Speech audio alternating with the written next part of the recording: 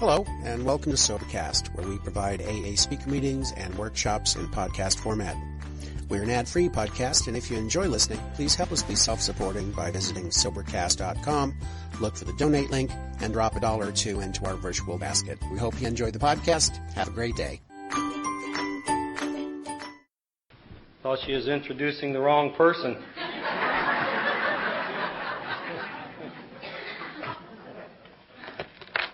I'm an alcoholic. My name's Chuck. Linda said she'd get her car washed if I would mention her name. Robert said he'd pay for it if I mentioned his. So we got that out of the way.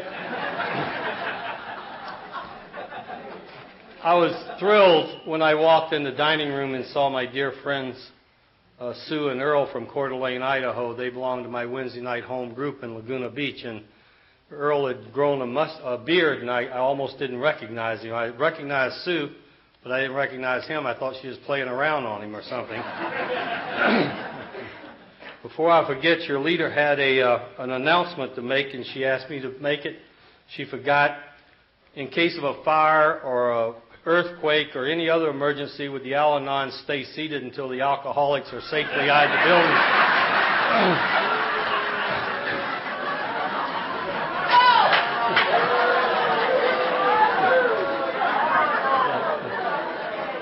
In all honesty, I was at a business meeting a while back, and the man that was there was trying to show us how something could have a bad feature and a good feature at the same time. And he told a story about coming home. He lived in Dearborn, Michigan, and he was telling that he came home one evening from a trip, and it was snowing rather badly. And he walked in the door, and his wife reminded him, because he said he'd just like to take a shower and go to bed, and she said, you can't do that. We have this big dinner party tonight. And when he told this story, I thought about Al-Anon ladies immediately. And she said, I'll tell you what, you go on up and shower and get dressed, and I'll finish up, and I'll bring the car out of the garage up into the carport, and we'll be ready to go. So he changed clothes and came down, and she was standing next to the car, and she had locked the keys in it. And he looked at her, and he said, I do not know how God made you so beautiful and so stupid. And she looked at him, and she said, God made me beautiful so you would love me, and stupid so I could love you.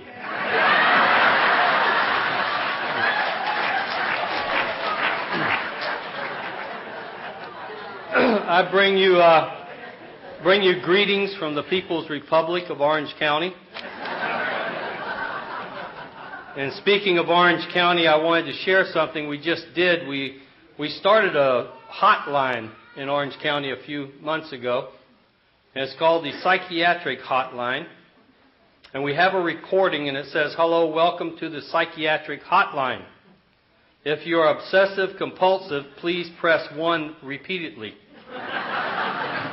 If you are codependent, please ask someone to press 2. If you have multiple personalities, please press 3, 4, 5, and 6. If you are paranoid, delusional, we know who you are and what you want. Just stay on the line until we can trace the call. If you are schizophrenic, listen carefully and a little voice will tell you which number to press. And if you are manic depressive, it doesn't matter which number you press, no one will answer. And that seems to work for some of us down there. I would like to welcome the newcomers, the ones that are new, the new person we have tonight, and those that are relatively new. And if you are new and you're wondering if you're in the wrong place tonight in this room, let me assure you I would rather be here tonight by mistake than sitting in some bar by mistake. And if you will continue to come here and do the things that are suggested by those who have come before you, such as read the book, go to meetings, talk to other alcoholics, and lately I've added, try not to drink between meetings. I truly believe we forget to tell people this is a non-drinking society, and it works better. And if you do those things, I can't guarantee you that Alcoholics Anonymous will open the gates of heaven and let you in, but it will open the gates of hell and let you out. And that's all I was looking for when I got here, and I didn't know it. And there's very little I can assure you tonight, but I can assure you one thing. If this is your first meeting or first few meetings and you've been around a little while, and you go back out and you drink again, it'll be, you may not have had your last drink, but you've enjoyed your last drink. And you may as well just stay here and get it over with. I don't know if anybody in this beautiful country comes here on a court card, but if you do, I hope that you will look at that court card not as a punishment, but as a gift certificate. Because somebody thought enough of you, more so than you do yourself, to allow you to come to the only place that they know that you might hear something and it'll save your life. I have seen so many people come here against their permission and are able to stay here. I'm happy to see the hearing impaired here tonight. My mother was hearing impaired, and you have a very special spot in my heart. Tonight I'm supposed to share with you what it used to be like, what happened, and why it hasn't changed a hell of a lot. I was born sober.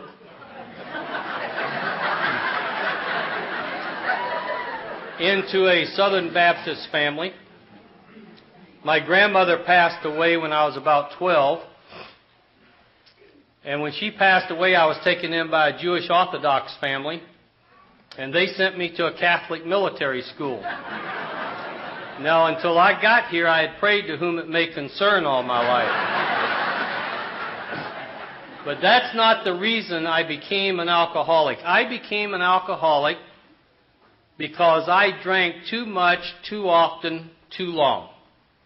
And I like to make that very clear for me tonight, because I have seen a lot of people come here and stay a short while, and then they want to blame somebody else because of their alcoholism, and they go join another outfit, and they never make it back to Alcoholics Anonymous.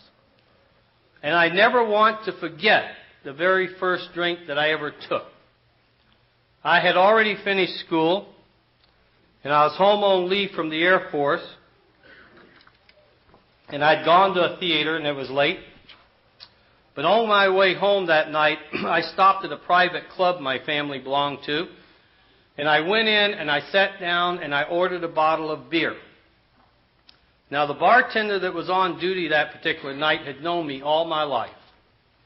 And he looked at me and he said, "Mr. Charles, have you started drinking since you left home?" And I said, "No, John, I've never had a drink in my life, but tonight I'm just going to have one bottle of beer." And he gave me a Miller's High Life, and I picked it up and I drank it as fast as I possibly could, because I was afraid somebody would come in and catch me drinking.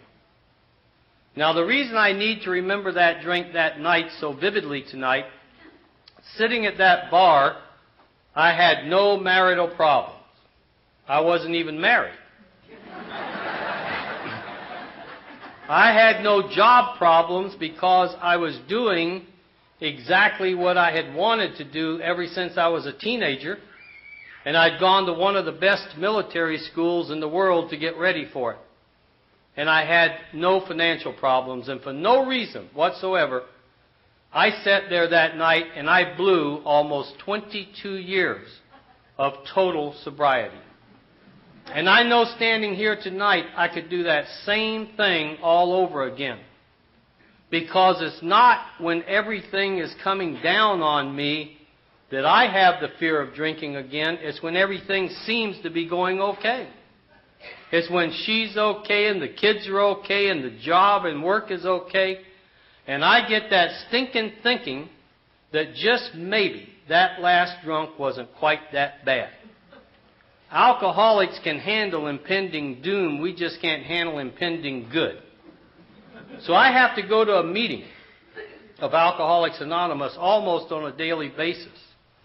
Now, I know as long as I have been sober, I only need one meeting a week. I know that intellectually. My problem is I don't know which one it is. And I would hate to pick the wrong meeting and end up drunk. Because I found out that I can never be so sober so long I'll never drink, but I can drink so long I can never get sober again. So I have to stay close to, active in, and a part of the rooms of Alcoholics Anonymous. I have a friend that lived in Oakland, and he called me one night before he moved to Nevada, and he was all upset because a person in his group got drunk. And I said, Jim, people in groups get drunk every day. He said, but this man was 42 years sober, and he got my attention. And I said, Jim, did you talk to him? And he said, I did. I said, what did he tell you? And the man's answer to my friend Jim was so profound, I always try to share it when I can. He said, Jim, I got drunk because I had too many years and not enough days in Alcoholics Anonymous. So I learned that I have to stay close to, active in, and a part of this fellowship. All of a sudden in my area, and I don't know about here, but we have people going back out after many years of being in Alcoholics Anonymous or being sober or whatever you want, dry, whatever. And I started thinking about what my sponsor said to me when I was only a few months sober one night. I found myself with him alone in a coffee shop, and normally in those days we were in an entourage. And evidently he must have been speaking somewhere, and I went with him, and we were sitting there, and Frank said to me, he said, Chuck, he said, I want to share something with you that was shared with me. He said, we suffer from alcoholism. To drink is to die, and of myself I cannot stay sober. And alcoholism is an allergy of the body coupled with an obsession of the mind and a spiritual void. Now, I am so grateful that he did not tell me that night that alcoholism was a disease. And I'm not saying it's not. I'm just saying I'm glad he didn't tell me it was that night. He explained it as an allergy of the body coupled with an obsession of the mind and a spiritual void. He said, you have not had a drink for a while, whether it be a week or a day or a month, and you are detoxified, and you no longer have an allergy of the body. Therefore, and he liked to use the word therefore because he's a lawyer and he can charge you more.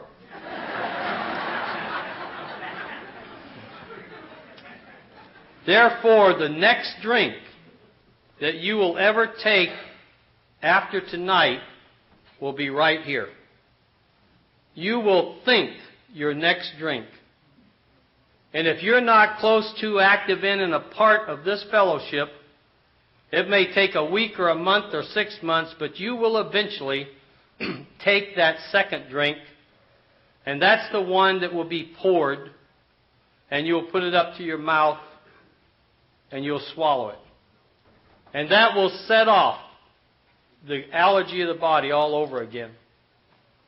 And then there's that third thing that we don't think about too much, and it usually occurs between 5 years and 10 years for some reason. We get complacent, and we start complaining about the meetings and the secretary and the speakers and the coffee and whatever. And we start moving around to other meetings, and pretty soon we move ourselves right out of Alcoholics Anonymous because what's happening is we have that spiritual void that alcohol used to take care of. And we don't take care of it, and there's no place for us to go because we cannot accept the concept of the spirituality of this fellowship. I go to these rooms on a daily basis now. And I have looked at these rooms that I go into like my big fort. And the people that go out and drink again are my scouts. And those scouts keep running back in my fort with an ass full of arrows saying those Indians are still out there.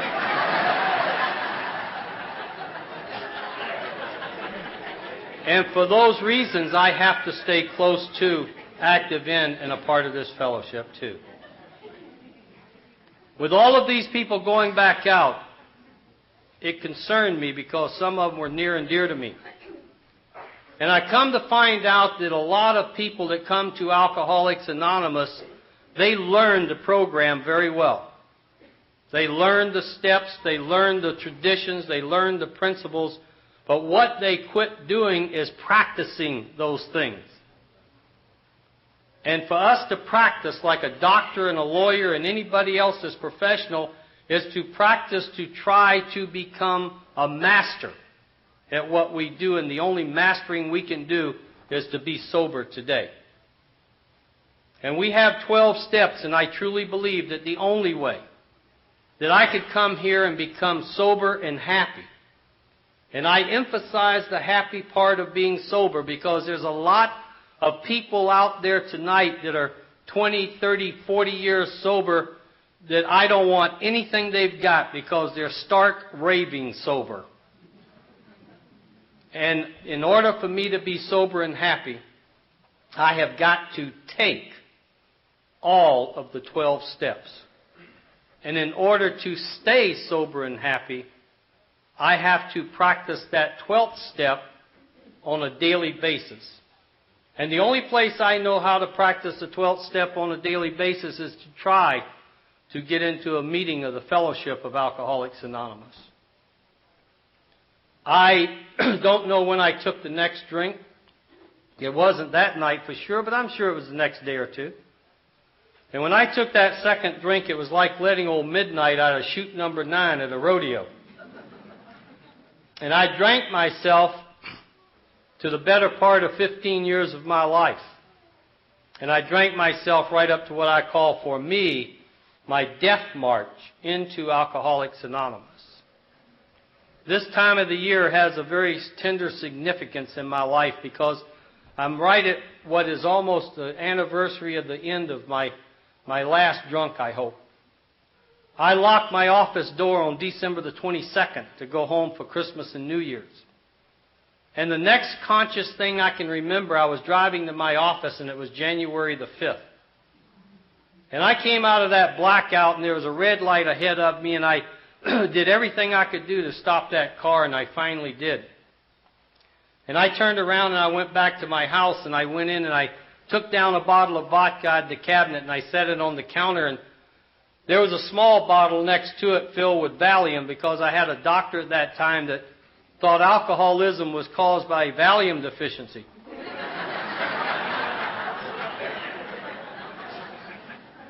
I had that same doctor, but his thinking's a lot different.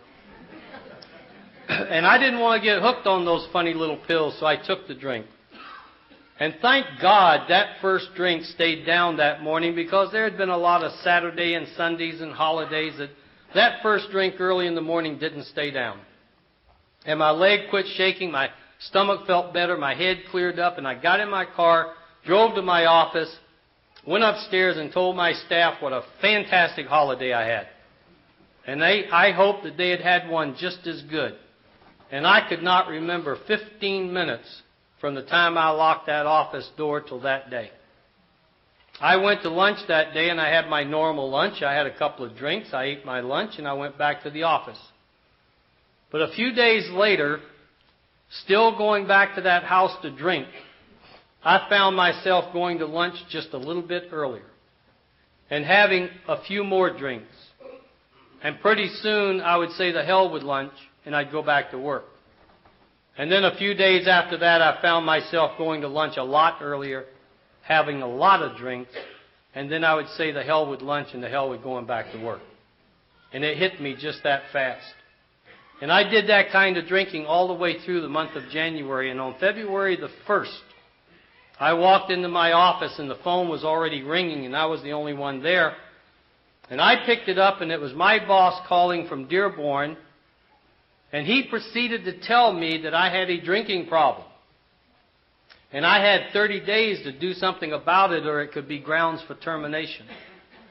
And I told that man in no uncertain terms that nobody that far away that only saw me once, maybe twice a year, could call me on a telephone and tell me I had a drinking problem, let alone threaten to fire me over it. And I hung up on him. By that time, my secretary had arrived, and I told her I'd be back in a few minutes, and she knew that could be anything from a half hour to a half a day.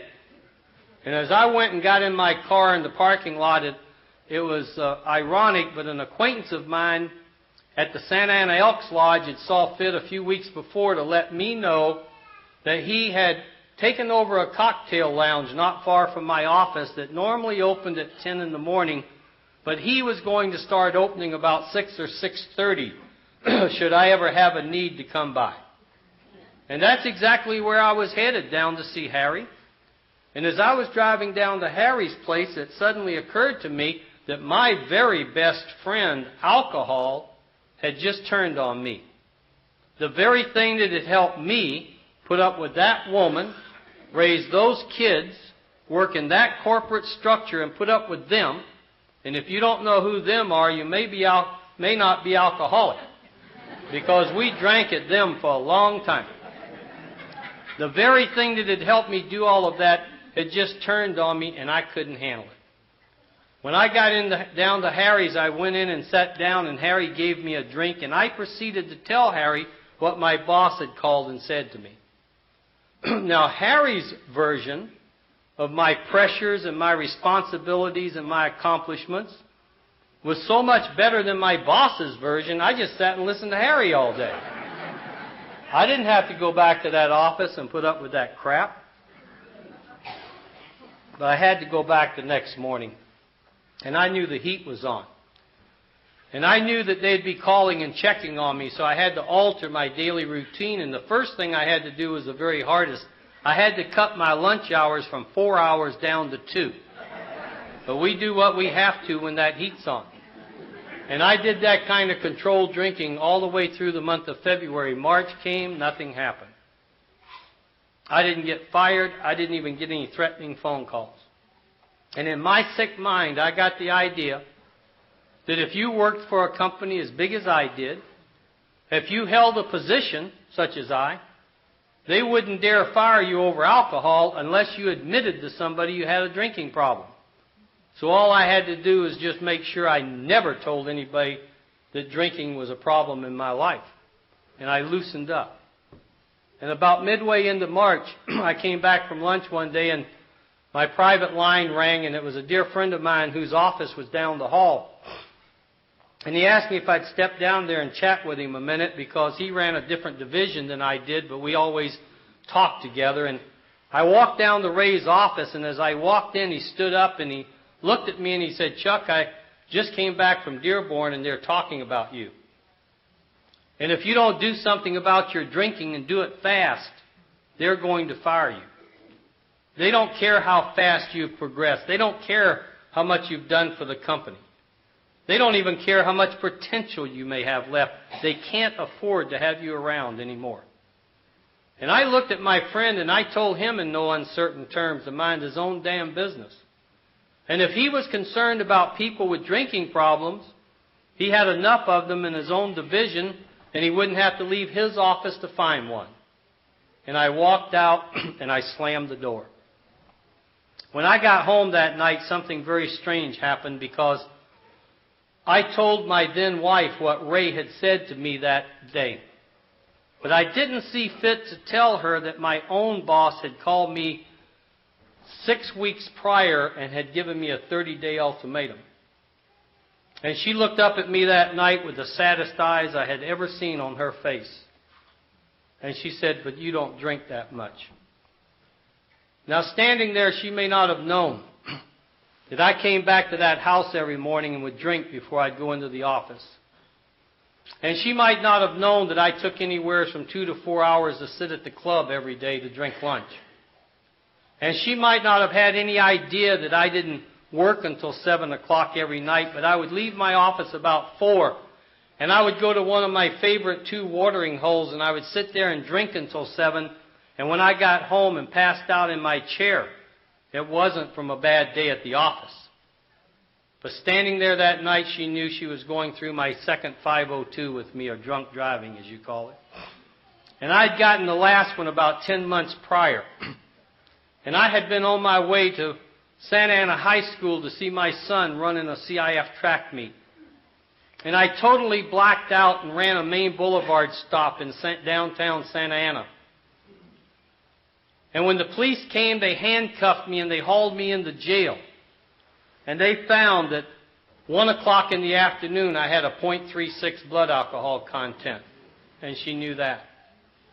She knew that night when I got out of jail, I called my insurance broker and I told him that that afternoon I had hit a tree and wrecked my car rather badly. And the next morning my friend came by my office and he closed my door and he looked at me and he said, "Chuck, you didn't hit a tree, you hit a woman." And she knew that. She knew that previous Christmas when we were at the Elks to have Christmas dinner, just as they sat the food on the table, I yanked her out of her chair. And I said, "I'm not having dinner at this club with all these phonies." And there was a prominent attorney across the table from me, and I looked at him and I said, "And you're the biggest phony in the room. If a person doesn't have money, property, or prestige, you won't represent them." And I looked at his wife, and I said, "I don't know how you've stayed with this greedy you-know-what for 25 years. And I drugged my wife out of that club. I'm happy to tell you that over the years, I tried to make amends to that man, and one Tuesday night I went up to him to make amends, told him what happened. He said, "Chuck, I was so drunk that night, I don't remember a thing you ever said." But my sponsor and I had made 12-step calls on 4 of his brothers, and they all are still sober in AA.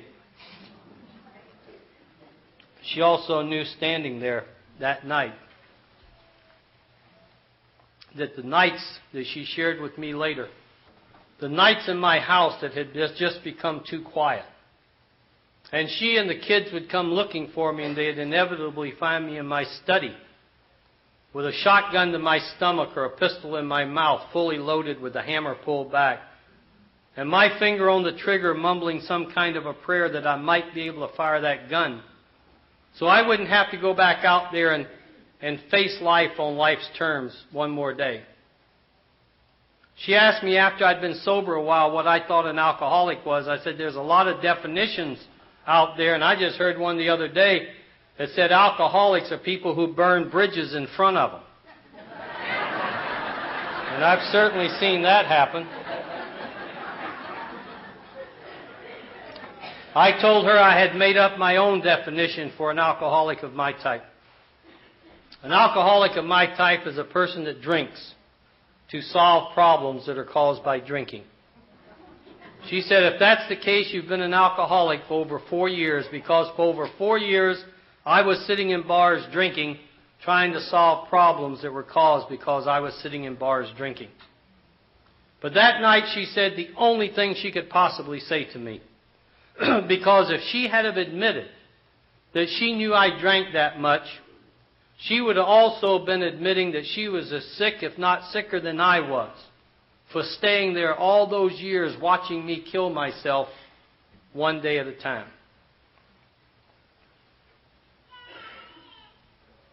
I couldn't go back to that house and drink anymore. And I knew the heat was really on, so the next day I did another first in my life. I stopped at a liquor store. And I knew the owner of that store, but I had no idea he would be there that early in the morning. And when I walked in, he was behind the counter, and there was no way I could leave that store without a bottle. And I walked up, and I told him I had a friend in the hospital that asked me to bring him a little bottle of vodka, but I didn't know what brand he drank. And without even looking, he reached behind him and took a bottle and put it between us. And he looked me straight in the face, and he said, "Chuck, I think this will suit your friend fine." And to make it look good that morning, I got some ice and some cups and some orange juice, and I put it all in a big brown bag, and I got in my car, and I drove to my office, and I sat in the parking lot, and I drank it. A few mornings later, I was back in his store, and he was there again. But that morning, I bought a bigger bottle. And when I gave him my money, I took the cap off that bottle, and I threw it in the trash. And I turned that bottle right up to my mouth. And when I got my change, I got in my car, And I was driving down Tustin Avenue, the main street connecting Santa Ana and Tustin, where my office was located at that time, and I was passing people that I did business with on a daily basis, and I could care less if they saw me with that bottle up to my mouth. Because I wasn't drinking it anymore because I liked it. I wasn't drinking it anymore because it tasted good. And I wasn't even drinking it because I wanted it. I was drinking it because I had to have it to get from over here to over there. And it was only 14 blocks. And even though I was running a multi-million-dollar business, my biggest decision that I had to make every day was early in the morning, sitting in that parking lot, when I had to decide if I should drink all that bottle then, or if I should save some in case something happened and I couldn't get out later in the morning to get another one. One morning I found myself holding that bottle with everything I had in me, praying to a God that I didn't even understand to just let me die in that car.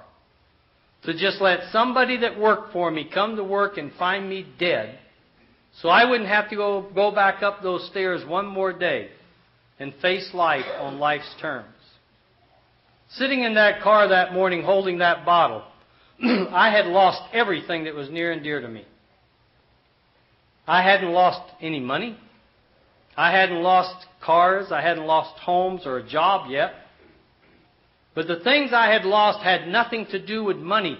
They had to do with my character and the things that I was taught when I was a young lad and I was coming up, and it allowed me to go to one of the best schools in the world because of our character. And I was sitting in that car, and the worst comprehensible demoralization that a man of my type could go through, because I was sitting there with a body that wouldn't die, and it was carrying around a mind that couldn't function.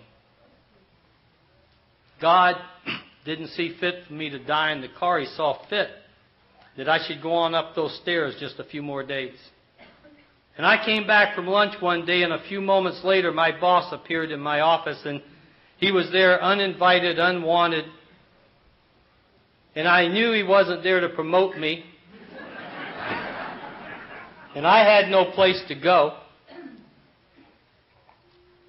And he said Ray was out of town again, and we should go down to his office and talk where it'd be more private.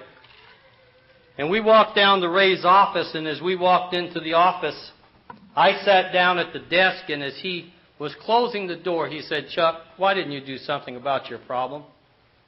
And I said, "What problem?" And he got very angry. And he said, "Your damn drinking problem, man. You're drunk now. I can smell it."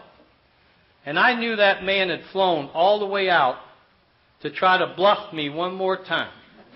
Because all I ever drank in the daytime was vodka, and you know you can't smell vodka. He sat at the desk across from me, and his voice mellowed, and he said, "Why? Why did you make it necessary for me to come all this way to fire you? I waited through the month of February, and nothing happened.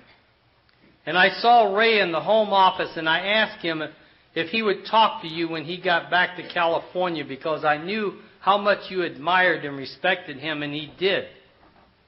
And nothing happened. And I waited into April, and I just can't wait any longer." And he opened his briefcase, and he took out some documents and laid them between us, and he said, "These are your termination papers, and this is your stock in the company. But I want you to know that all you have to do right this minute is tell me you want help. And I have the authority to put these papers away and take you anywhere you want to go to get it. If you're new tonight and you don't understand the insanity we refer to in our steps, I'll share mine with you." Sitting at that desk that afternoon looking at those documents, I knew that everything I had ever worked for in my life was on the line.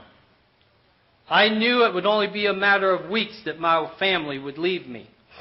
It would only be a matter of weeks that I would be in total financial bankruptcy, and in my career field, that would be job suicide. And before I would admit to that man I had a problem, I pulled those papers in front of me, and I signed away everything I'd ever worked for. And looking somewhat shocked, He told me he'd meet me the next morning early so I could clean out my office and wouldn't be embarrassed in front of my staff. Evidently, I must have met him because I was told that later that my car was found in my driveway with all my personal effects. And that afternoon, about 6:30, I came to, and I was as coherent as I could be with as much alcohol. And I was trying to decide if I could keep an appointment I had made for that evening. And unbeknownst to me that night, but I know it tonight, something was happening, and I was having what we call in Alcoholics Anonymous a moment of clarity.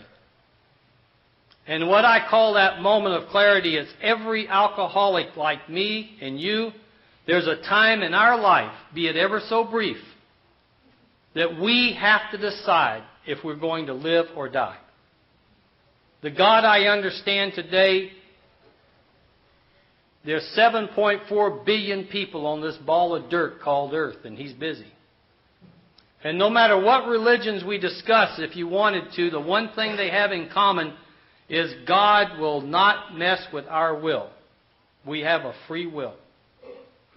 And if I choose to go back out and drink and die, that's my choice. And He knew I needed help that night, and He sent my 18-year-old son out of his room, which even that was unusual in those days. And he came up to my chair in my study, and he stood there. And he looked at me. And he said to me that night, he said, "Dad, you've lost your job. And next to your family, it probably meant more to you than anything in this world. What are you going to lose next?"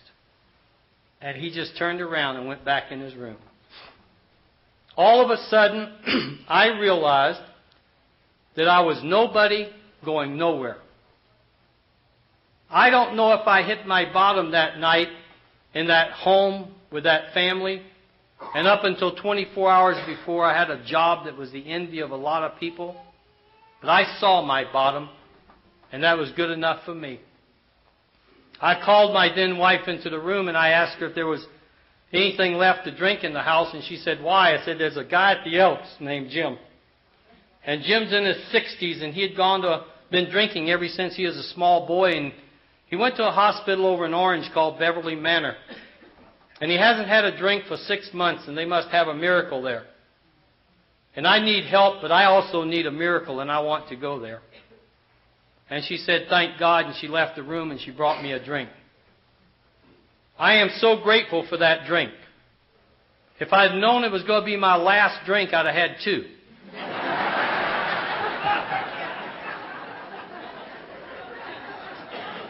But if she had talked me out of that drink, or had she refused me that drink, she may have been interrupting my last drunk. And I may have found it necessary over the years to go back out and finish it. And I might not have been as lucky as some of you folks here tonight that have been here before, gone out, and come back. And if you're brand new tonight, and you've been at some meeting where you've heard somebody say, or somebody from the podium make the statement that the doors of Alcoholics Anonymous are always swinging or revolving, don't you believe it, because that's a lie.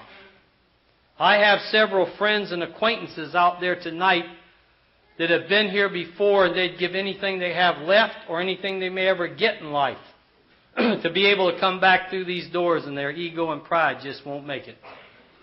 We have 12 steps in Alcoholics Anonymous, and if you leave them in that book, you will surely die. But if you take them out and you wear them as a cloak of peace and practice them in everything you do, you'll make it. Within an hour, she and my son had me at that hospital. And I had never seen or heard the 12 steps to my knowledge in my life. But that night, I took that first step as honest and as complete and as thorough as any human being could ever be asked to take it, because my son got me undressed, and when my head hit the pillow, I said, "Thank God it's all over." I don't have to get up in the morning and go back out there and lie and cheat and do all the things I've had to do because of alcohol. And I passed out, and I came to about a week and a half later. And I was strapped in that bed from my head to my toes, and And when I opened my eyes, I was facing a doorway, and the first thing I saw go past my door was a rabbit about 5'2" hopping down the hall. And I let out a god-awful scream. And Annie, the nurse, came running into my room, and I told her what just went by my door, and she started laughing, and she said, "But Chuck, it's Easter Sunday." Now, I find that humorous tonight also. However, that day, when I found myself in an institution strapped to a bed and a nurse telling me it was Easter Sunday, and the last thing I remembered laying there was locking my office to go home for Christmas, it scared the hell out of me, and I hope I never forget it as long as I live. I stayed in that hospital a long time, and a lot of things happened to save my life, but because of time, I can only touch on the couple that mean the most to me. There was an old counselor there, and I use the term old very cautiously, and I use the word counselor very cautiously because he became my number 2 sponsor in a sense, and he had no degrees whatsoever. He was just an old drunk trying to help other drunks. And I walked into his office one morning, and he told me I had to call my boss and tell him where I was. And I said, "John, it won't do any good." He said, "In that case, dummy, it won't do any harm." And I'd never been called dummy in my life. And I called my boss, and he told me he knew where I was, that somebody had already called him, and that he had tried to do something for me, but it didn't work. But because I called, he would give it another try. And about 3 days later, he called me and he said, "Chuck, I went all the way to the president of our company, and we called the hospital, and we talked to your doctor, Max Schneider, and he explained to us this thing called alcoholism, and he convinced us that if you really want to do something about your life, you've taken the first step by checking into that hospital, and for that reason, we've torn up your termination papers, and we don't care if it takes 60 days or 6 months. Your job in your office will be waiting for you when you're capable of coming back." It took me a long time to understand the forgiveness going on by these people, and it happened a few years after I got sober, and I was called back to Dearborn on a think tank team, and there was only 12 of us. And we were making plans for 340,000 employees and talking in the billions. And we were using a conference room that's normally for the news media because all the other conference rooms were being used, and the room was as big, if not bigger, than this one. And on the second day of this deal, my biggest boss's secretary came to a door way over there, and she yelled across the room. She said, "Chuck, you need to come to the phone. There's a crazy man, and he won't hang up." And I excused myself. About 20 minutes later, I came back. And my boss asked me if I had a problem at my office. And I said, "No, sir, it was a friend of mine in Alcoholics Anonymous that thought he might have to drink today, and he wanted to talk to me." And my boss looked at me, and he said, "That had to have been the most important phone call you could have ever received." And I knew right then that it was okay. The other thing John did for me, he knew I couldn't leave that hospital without a sponsor. And if you're new and you don't know what a sponsor is, they're the ones that come in after the war is over and bayonet the wounded. Shame on me.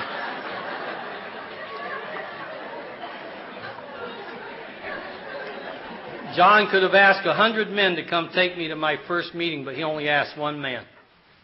I had no idea who was picking me up, and I went up to the nurse's station, and Frank took one look at me and said, "Welcome, Chuck. I've been saving a seat for you for 8.5 years." Franco apostrophe R was not only one of my oldest drinking friends, but he was my family attorney. And I saw Frank almost on a daily basis, and never once did he ever try to force me into these rooms. He took me to my very first meeting that night, the Wednesday night Laguna speaker meeting, which I'm still active in weekly when I'm in town. And after that meeting, Frank took me to an all-night coffee shop. And in that coffee shop, he practiced the ultimate principle of Alcoholics Anonymous. And that ultimate principle is not me standing here talking to all you people.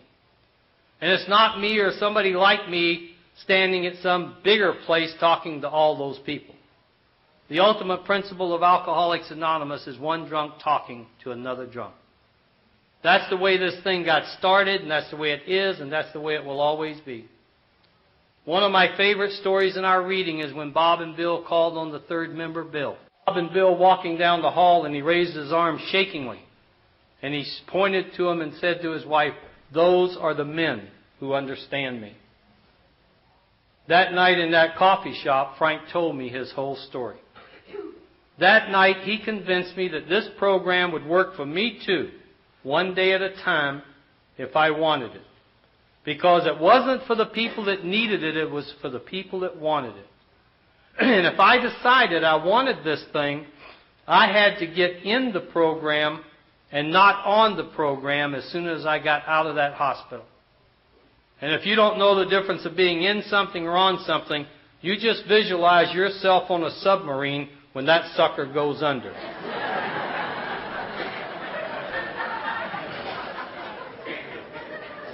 I finally got out of that hospital.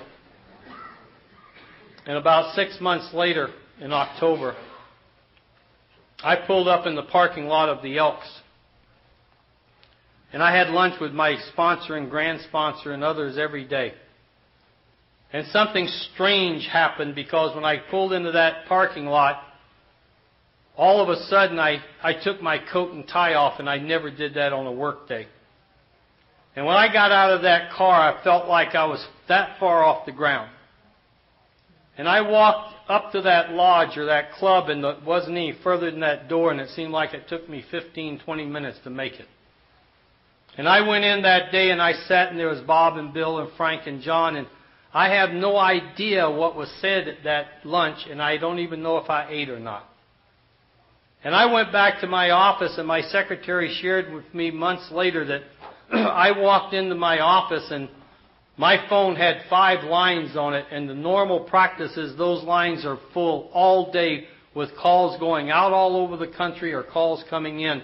And she said for 4 solid hours, I didn't get one phone call, and I didn't make one phone call. And that night when I got home and I walked in the door, my son was yelling something at his mother, and he looked and yelled something at me. And I felt my feet come down and touch the carpet, and I walked down the hall into my study, and I closed the door, and I sat in my chair, and I cried as hard as I have ever cried in my life. Because I knew I had spent the day with God, and everything was going to be okay in my life. I knew sitting there that night through the tears that I wasn't somebody bad trying to get good. I was somebody sick trying to get well. And it occurred to me what Chuck was saying all that time, that in order to make this thing work, we had to treat our lives like an onion, and we had to peel it, and we had to uncover, discover, and discard, because we're only as sick as our secrets. We have to get rid of all those secrets, even that worst one back behind that belly button that that little pygmy's holding on to, that you swear you're going to take to your grave. And I thought about the 4th and 5th step, how wonderful that is for an alcoholic like us, because it's like an artist that has this big clump of clay or marble or whatever, and they can envision what's there. And they take away what doesn't belong there.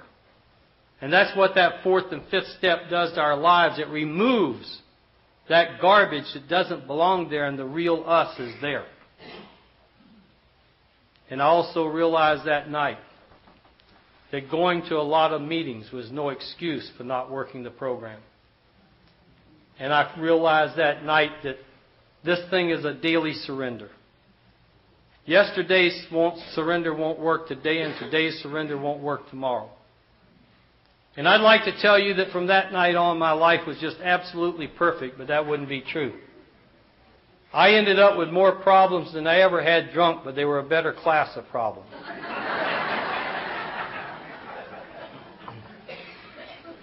That son, or that daughter, one of my daughters, my baby, got into a drinking problem up in Ukiah. And my life was saved because 2 weeks before I was speaking in Santa Barbara, and normally I'd go up there and just bust the doors down. But I was speaking in Santa Barbara, and they had a little participation before the meeting, and the last person to talk was a young man that rolled up to the podium in his wheelchair, and he reached up and he got the mic, and he wanted to thank the group for being so kind to him over the years. And he said, for those of you who don't know me, he said, I wasn't born in this chair. Several years ago, I was in a truck accident, and I rolled over, and I was out there for hours, and when they came and got me, my spine had been severed, and I ended up in this wheelchair, and you would think that that would keep me from drinking. But for a couple of years, I was living with my mother, and I would be on the sofa, passed out or drunk when she'd come home for years. And one day, she came home in the middle of the day, which was very uncommon for her. And she went into my room, and she packed a little bag, and she got me in my wheelchair, and she set the bag in my lap, and she rolled me out on the street on the sidewalk. And with tears running down her eyes, she looked at me and she said, I never want to see you again as long as you live. And she walked back in the house, and he said, I want you to know I have not had a drink since that day. And we're moving, my wife and I, to Oregon to take care of my mother.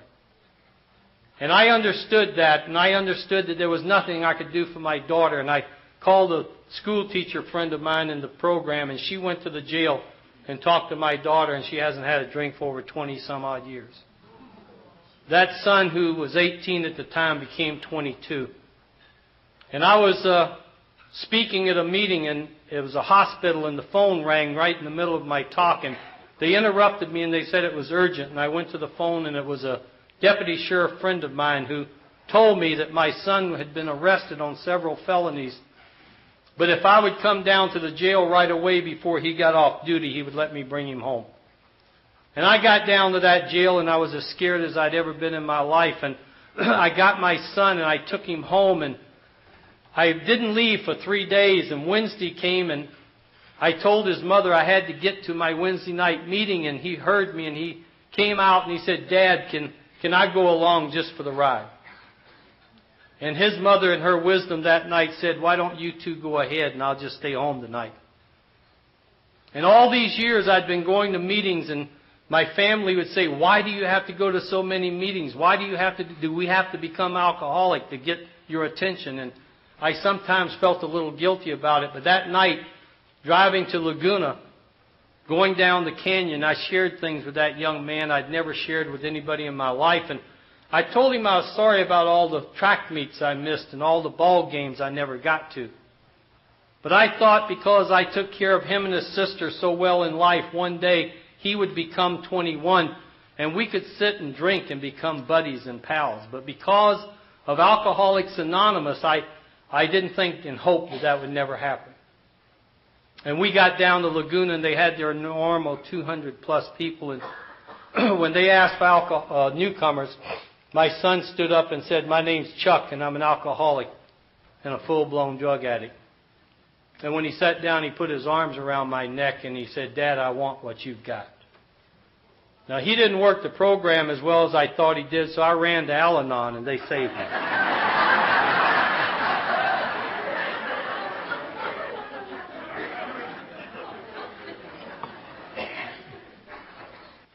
I have not shared this from the podium.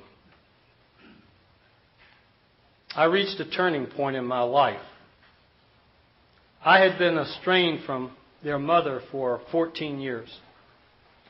And I couldn't leave her because she was older than I and had had a stroke. And it was not in my character or makeup to abandon her in a financial way of any type. And I'd asked her for a divorce several times, and she just would not tolerate or discuss it. But I did convince her that we should sell our big home, and I bought her a townhouse and a car. And she had access to everything I owned, but she wouldn't talk about a divorce. And at the time, it didn't matter. And about 5 years ago, I went into Nordstrom's to buy a shirt, a French cuff shirt, because my grandson was getting married and I didn't want to wear tux. And I wanted to wear a dark blue suit and French cuffs. And this lady came up to me, and she had on dark stockings and Scottish plaid short skirt and a white blouse and a yellow sweater around her, and she was blonde, and she had the most bubbling personality I'd ever seen, and I was just smitten right away. And I was able to finagle her to have coffee with me, and I found out that she was only working there because her husband of 40 years had died of cancer a year and a half before. And he was 20 years older than her, and they'd been married that long length of time. And she met me for months just having coffee and yogurt, and she got to know me, and I got to know her, and had no idea where she came from or what her life was like. And one day we were in a parking lot, and I knew I was going to kiss her, but I didn't know she was going to kiss me back.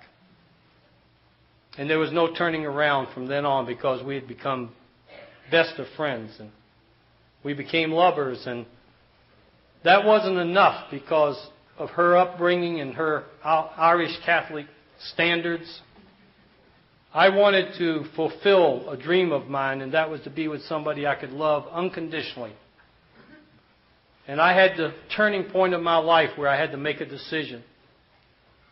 And I had to go talk to that wife and explain to her that we needed to go forward. And she shocked me, because without any argument, she looked at me and she said, "I understand. It's time." And it took a long time to finalize that situation, but last August 3rd, I married a lady that's the most beautiful woman in the world, and I adore her to no end, and she's my best friend today. And we were both in our 60s, and I wasn't looking and she wasn't looking. God just put us in each other's life. And I have never been as happy as I am today. For 14 years, I lived a life of darkness because I had to stay on the dark side of the street because of the way I was situated, a bachelor husband. But the minute I got married, my kids were there, my sponsor was there. We got married in a little white chapel in Corona del Mar. And it was just like the sky opened. And I got on the sunny side of the street, and I've been there ever since. I've never been so happy. If I wanted to drink again tonight, the first thing I'd have to do is try to get back home and take off my clothes and put on jeans and grab a T-shirt and a tennis shoes and a jacket. And I'd have to leave my house keys and my car keys and my wallet, because they don't belong to me, they belong to you. These are things you've loaned me to use on a daily basis as long as I am willing to practice our principles in everything I do to the best of my ability. Before I got to Alcoholics Anonymous, I would have sold anything I had for a bottle. Tonight, there's not one newcomer in this room that doesn't mean more to me than everything I had before I got here. And I have found out this whole thing is based on love. And I sit at the beach and I see God's face, and I walk the forest area and I see God's face, but never do I see it any more clear than when I'm at a podium of Alcoholics Anonymous and looking into the faces. Chuck had a story that I like to share, because he went to Victorville every year to talk, and he would always get there. And this one year he saw this man making coffee. And he noticed him because he had cancer of the face, and he was very noticeable. And he went back the next year and he was making coffee, and the next, and 5 years in a row, and one year he got there early. And there was nobody there but just him and the man, and he got a cup of coffee and he sat down, and he said to him, he said, "I've been coming here for years and I've never seen anybody make coffee but you." He said, "Doesn't anybody in the group ever rotate?" And he said, "Chuck, I thought you knew I'm not even an alcoholic." Several years ago, I passed this building and I heard the laughter, and I walked in and I sat down. It didn't take me very long to realize I was in an AA meeting, and when it was over, I went up to a group of people and told them who I was, and that I didn't even drink, but I'd like to come and be a part of their group. And they put their arms around me, and they hugged me, and they kissed me on my face, and they told me I was always welcome. That's what this whole deal's about, is love. The difference between a full life and an empty life is people, and people are love. I am very grateful that when I came through the doors of Alcoholics Anonymous, up until tonight, I've not had to go back out. And I can tell you in just 1 minute why that is possible for me. My favorite story is when Chuck C. went into his very first meeting in January of 1946. And he went to a veterans hall, and the people looked so good he thought he was there on the wrong night, and he turned to leave. And when he did, a little man ran up to him and he said, Mister, were you looking for something? And Chuck, with that little bit of arrogance that we all get here with, turned on him and he said, well, if it interests you, sir, I was looking for sobriety. And the little man lit up like a Christmas tree and he said, take your hat and coat off, you're in the right place. When I walked in my first door of AA, I wasn't looking for her. I wasn't looking for a better house or a better job or a better car. All I was looking for was for somebody to show me how I could go one day without drinking. And I will be ever so grateful.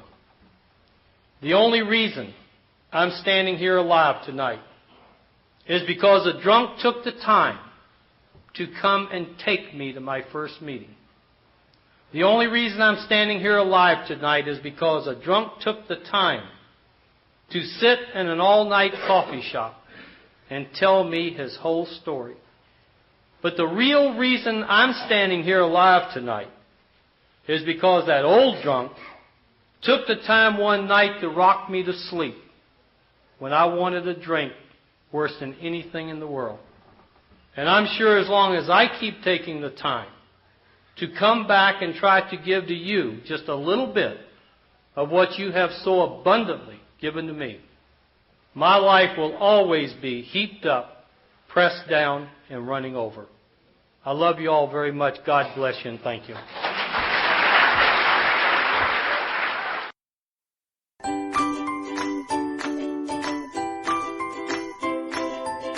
Thanks for listening. I hope you enjoyed the podcast. Sobercast is ad-free, and we'd like your help in order to keep it that way. So if you'd like to help us be self-supporting by pledging $1 or $2 a month, visit Sobercast.com and look for the donate links. Thank you very much.